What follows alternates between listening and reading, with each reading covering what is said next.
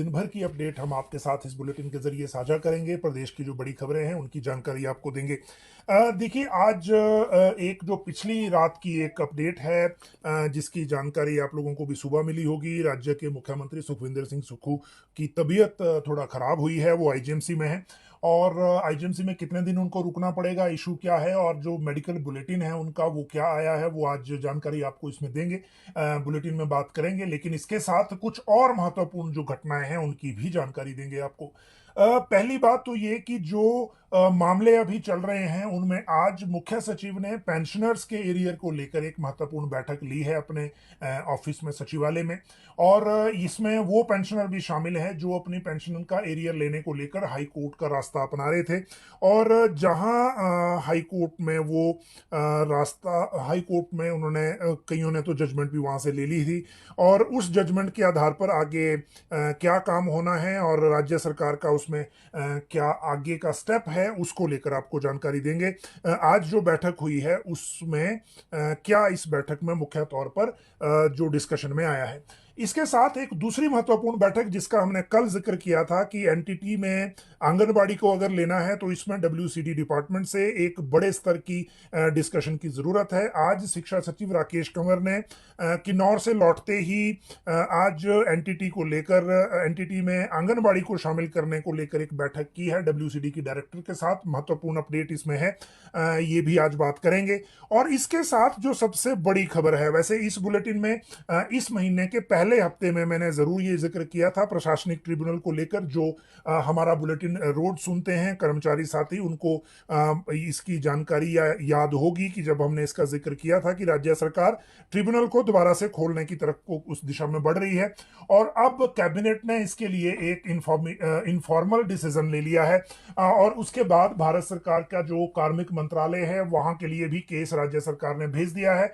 और कार्मिक मंत्रालय से राज्य सरकार को 3 आपत्तियों के साथ वापस फाइल आई है। और इनको अब दूर करने के साथ ही ट्रिब्यूनल को दोबारा खोलने को लेकर डिसीजन हो जाएगा। आज ये खबर विस्तार से छपी भी है, आप आज का दिव्य हिमाचल देख सकते हैं। लेकिन उसके बाद की प्रतिक्रिया भी आई है, और जो मुख्य सचिव के साथ हमारी बात हुई थी उसमें भी कुछ नई चीजें इसमें सामने आई हैं, वो आज आपको इसकी जानकारी देंगे।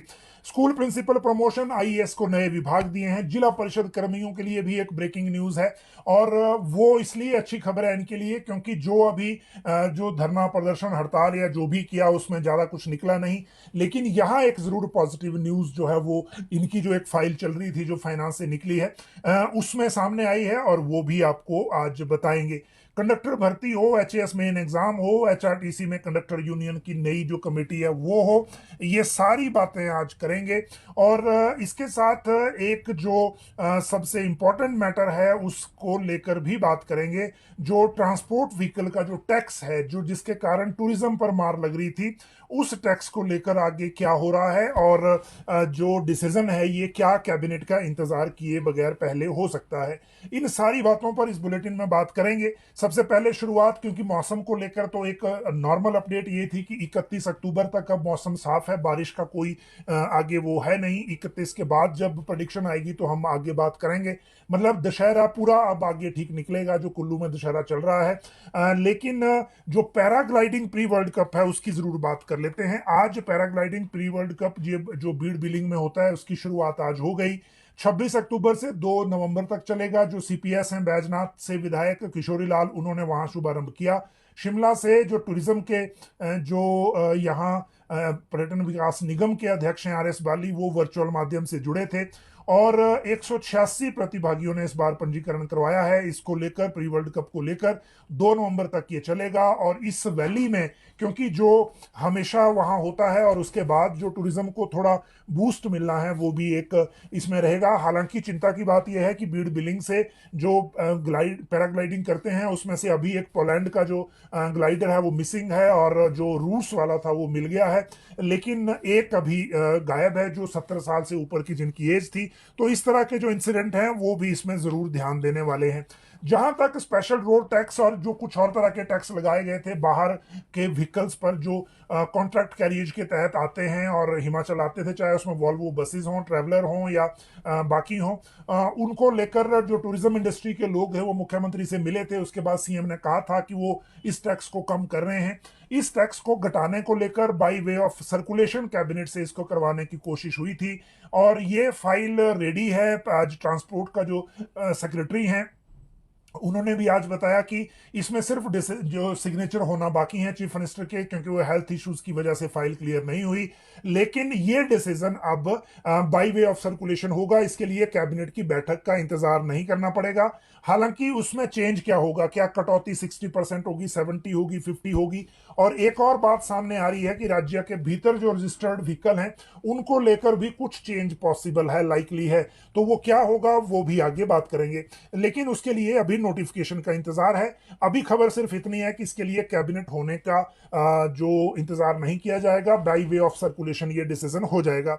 अगली अगर बात करें इसके बाद तो वो है जो आईपीएस लंबे समय के बाद हिमाचल लौटे हैं उनकी, और ये हैं संजीव रंजन ओझा। ये 89 बैच के आईपीएस अधिकारी हैं जिसके डीजीपी अभी संजय कुंडू हमारे पास हैं ही, और संजय कुंडू के रिटायरमेंट में अभी 6 महीने हैं, तो नेचुरली वो अपना टर्म पूरा करेंगे उसके बाद। हालांकि ओझा के पास भी टाइम कम है सर्विस में, इसीलिए राज्य सरकार अगले डीजीपी को लेकर किन ऑप्शंस पे बात करती है वो तब पता लगेगा। लेकिन ये लंबा टाइम लगाने के बाद ये वापस आए हैं सीआरपीएफ में। ये एडीजीपी के पद पे तैनात थे और यहाँ आने के बाद अभी इनका पोस्टिंग का ऑर्डर नहीं हुआ है, उस ऑर्डर का इंतजार है। और उसके बाद हिमाचल पुलिस को सीनियर लेवल पर एक और अधिकारी अब मिल गया है। अगली बात करें तो वो शिवा प्रोजेक्ट ने कैसे तस्वीर बदली है वो आपको बता दें। बेसिकली हिमाचल में, क्योंकि एग्रीकल्चर और हॉर्टिकल्चर एक मेजर कंपोनेंट है हिमाचल की आर्थिक जो अर्थव्यवस्था है उसमें भी, और इसीलिए अगर किसी प्रोजेक्ट में अच्छा काम किया हो तो वहां उनके अफसरों को और राज्य सरकार ने उस वक्त जो फैसला लिया था उसको लेकर अपडेट आपके साथ साझा करना भी एक जरूरी काम रहता है। इसीलिए देखिए ये एचपी शिवा प्रोजेक्ट पिछली सरकार के दौरान शुरू हुआ था। 2030 तक 2.35 लाख मीट्रिक टन उत्पादन का लक्ष्य इस प्रोजेक्ट में है। और जो मेन परियोजना है, अभी जो परियोजना थी वो पायलट आधार पर प्रयोग हुए थे कुछ क्लस्टर्स में, कुछ हेक्टेयर जमीन पर, लेकिन 500 मीट्रिक टन फलों का उत्पादन अभी तक एचपी शिवा के तहत किया जा चुका है हिमाचल में। और इसमें अदर देन जो सेब है वो ज्यादा हैं, तो इसीलिए जो निचले जिले हैं हमीरपुर, बिलासपुर, कांगड़ा, सोलन, सिरमौर, मंडी, यहाँ 7 जिलों में 28 खंडों में यह परियोजना लागू अब की जा रही है।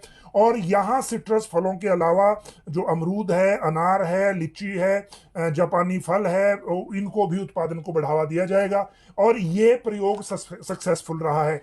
अभी तक 500 मीट्रिक टन उत्पादन किया गया है इसमें, और ये अपने आप में सैंपल टेस्टिंग में एक रिकॉर्ड है अपने आप में जिसको याद रखा जाना चाहिए। अभी जो मुख्य परियोजना है इसकी वो जो है फरवरी 2024 से शुरू होगी, और इसमें फिर प्लांटेशन नए सिरे से शुरू होनी है। जिन जिन क्लस्टर्स का इसमें दोबारा से सिलेक्शन होगा तो वो अलग बात है।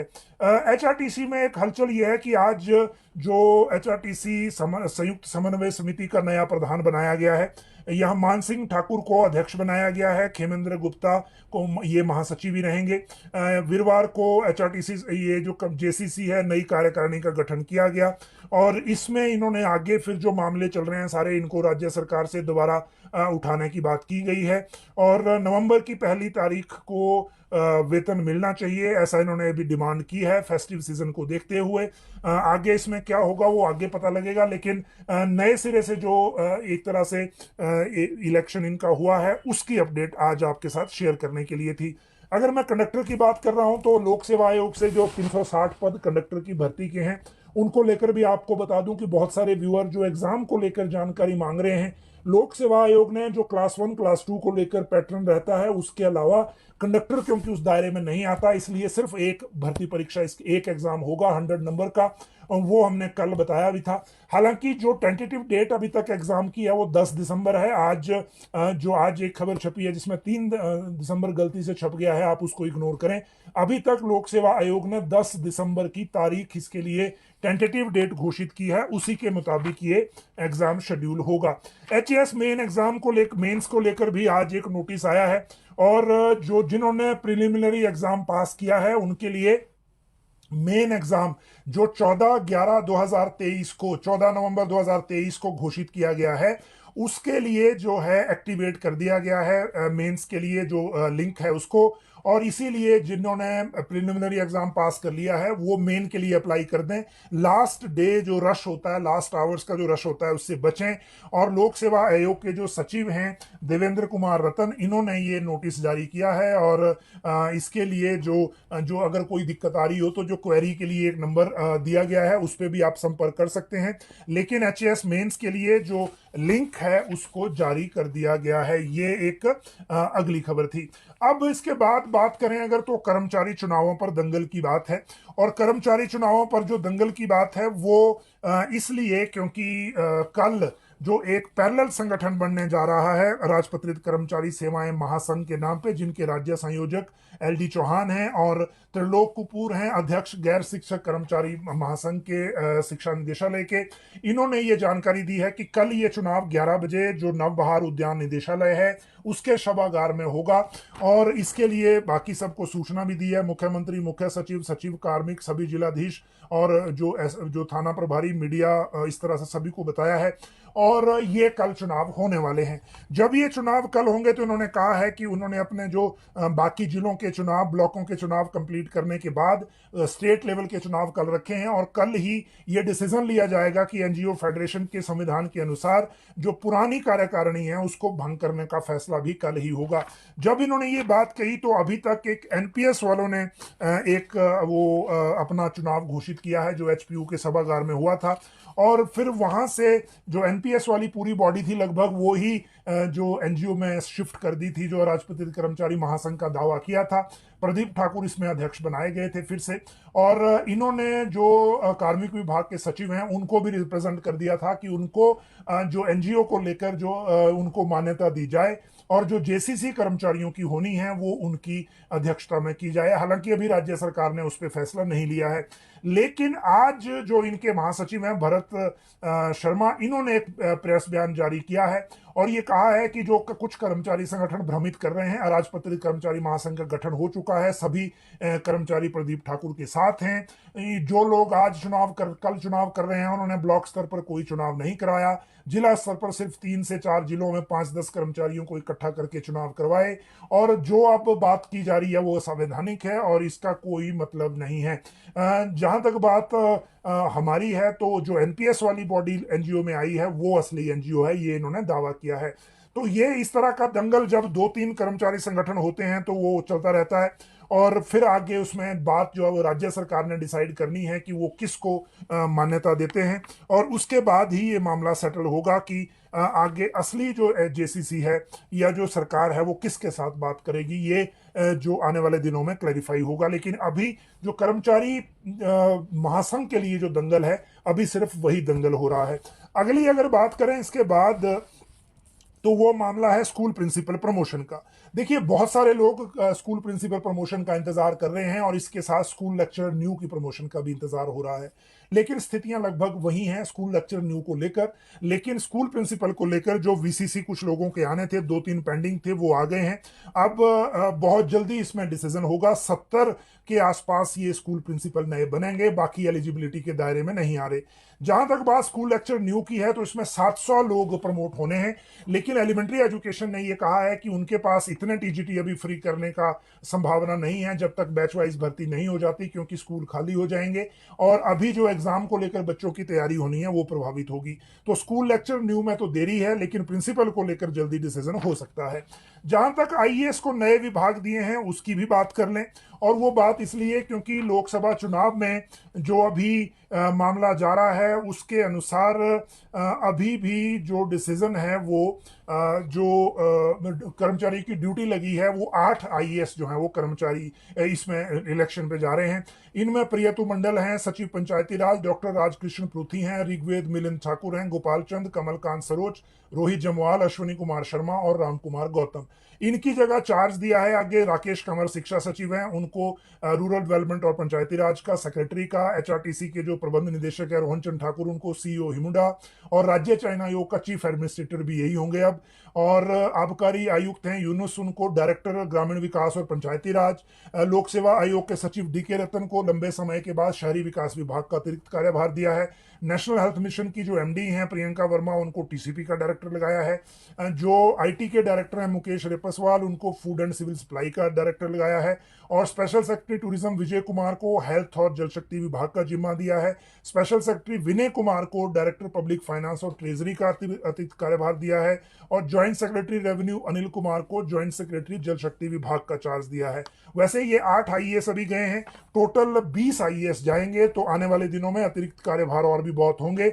और इसीलिए हिमाचल सरकार का जो कार्यभार है, एडिशनल कार्यभार पे आगे काम चलेगा। बहुत सारे इस तरह के बदलाव आपको आने वाले दिनों में देखने को मिलेंगे, और इन बदलावों के कारण जो रूटीन पेस ऑफ वर्क है वो भी प्रभावित होती है। लेकिन एक ये प्रक्रिया है, इसलिए इसमें कुछ कर नहीं सकते। अब बात करते हैं जिला परिषद के उन कर्मचारियों की जिनको हम आज एक छोटी सी गुड न्यूज, छोटी क्या इनके लिए तो बड़ी है, लेकिन एक गुड न्यूज इनको देना चाहते हैं। जो अभी तक जो जिला परिषद के कर्मचारी सिर्फ धरना प्रदर्शन हड़ताल को लेकर, और हड़ताल भी इनकी टूटी तो वो भी डर के मारे, क्योंकि जेईस को रिप्लेसमेंट को लेकर सरकार ने ऑर्डर कर दिए थे। देखिए, जिला परिषद में अभी तक इस कैडर में, जिला परिषद के कैडर में जो टोटल कर्मचारियों की संख्या है वो 4700 के आसपास बताई जा रही है। कर्मचारी अधिकारी इसमें दोनों शामिल हैं।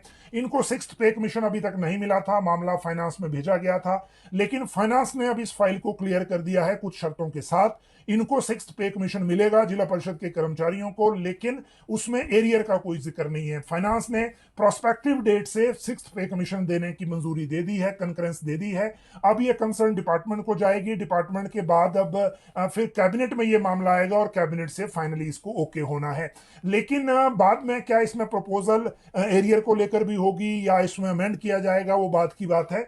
अभी फाइनेंस से 6th पे कमीशन जिला परिषद के कर्मचारियों को देने को लेकर फाइल क्लियर हो गई है, लेकिन इसमें प्रोस्पेक्टिव डेट से उनको पे कमीशन के लाभ देने की बात कही गई है, जो भी इनको ड्यू है।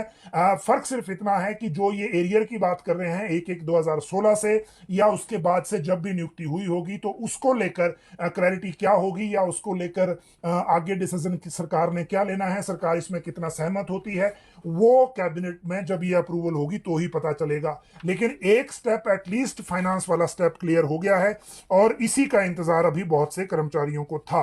तो ये जो हड़ताल और बाकी चीजों को लेकर एक अच्छी खबर जिला परिषद कर्मचारियों के लिए।